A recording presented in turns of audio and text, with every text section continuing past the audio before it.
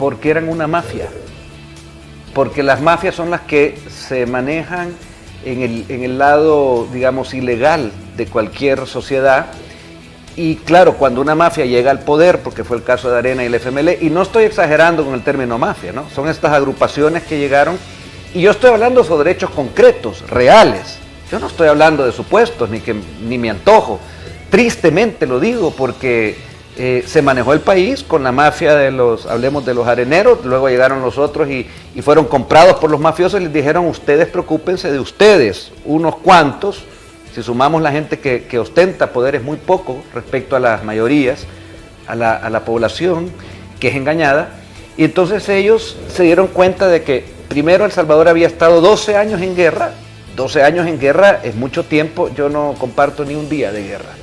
De hecho nosotros, el presidente Bukele y la Asamblea Legislativa no hemos apoyado ningún tipo de acto violento, de ningún tipo. Hay una guerra contra las pandillas, eso sí está definido como tal, porque las pandillas no era nadie que yo sepa que le gustara a la mayoría de los salvadoreños.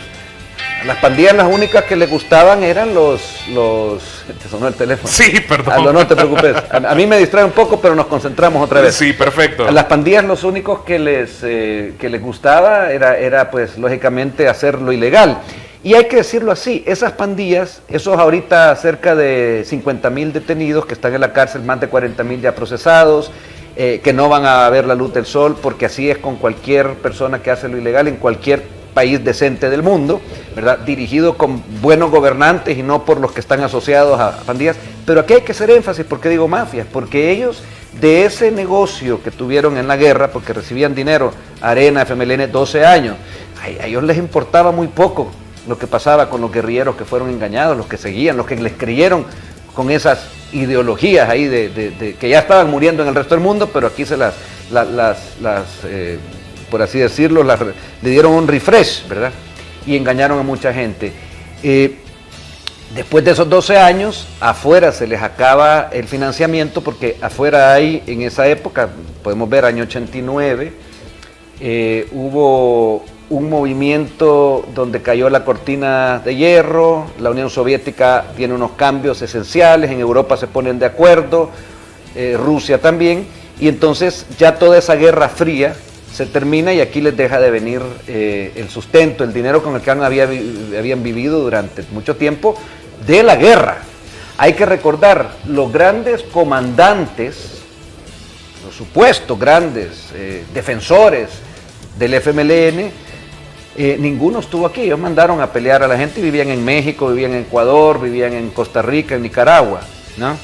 Cuando venían era una pantomima nada más y se ponían como fusil para recibir a la prensa internacional. Y ahí están todos, mandaron a pelear y a morir, y a muchos heridos que quedaron, excombatientes ahora, bajo ese engaño. Y por el otro lado igual, todos esos generales panzones que después los vimos ahí como el Chato Vargas, que terminaron alcoholizados, también ellos mandaron a la tropa, a los soldados, y lo lamento mucho por esa gente, salvadoreños que fueron engañados también y que fueron a morir, porque era un negocio para esas dos personas. Entonces luego pues les llega un último pistillo y dicen, bueno, terminen esto, porque ya la Guerra Fría terminó, ya no les va a llegar nada, ¿verdad? Por todos esos cuentos que tenía Estados Unidos y los rusos y todo allá afuera. Entonces ellos no ven otra forma de decir, bueno, si la violencia y la sangre fue un buen negocio para nosotros, dijeron FMLN, Arena, ¿verdad? Y te digo, muy poca gente ha cambiado. Los mismos los veo. Tenían a sus intelectualoides ahí como ese señor Zamora, ¿verdad? Que sigue apoyándolo porque él recibieron siempre dinero de ONGs, de aquí que allá, de puestos que les daban. Entonces mantengamos al país como Estado. Si ha estado con guerra y sangre, y aparte tenemos un montón de gente operativa que son los excombatientes, muchos de ellos, no todos hay que decir, y son los operativos. Y empiezan entonces a darle fuerza a las maras, porque va cambiando. Acordémonos que son más de 20 años que estuvieron manteniendo que el país fuera violento, un negocio que les convenía. ¿Por qué? Porque tenían pues desde empresas de seguridad, tenían desde ventas de armas. Es más, el negocio del narcotráfico, estaban vinculados también de estos partidos directamente, no me lo invento yo. Ahí están todos los registros que han habido de lo poco que se podía saber, porque los medios estaban también advenidos a ellos. Los medios eran los que le guardaban los secretos a Arena y al frente, ¿no? hacían una pantomima, pero eso es lo que se mantuvo por el país. Estamos hablando ya que llega el año donde, te voy a comentar un dato, que tal vez después vamos a hablar de la agencia, perdón, de la Academia Nacional de Seguridad Pública.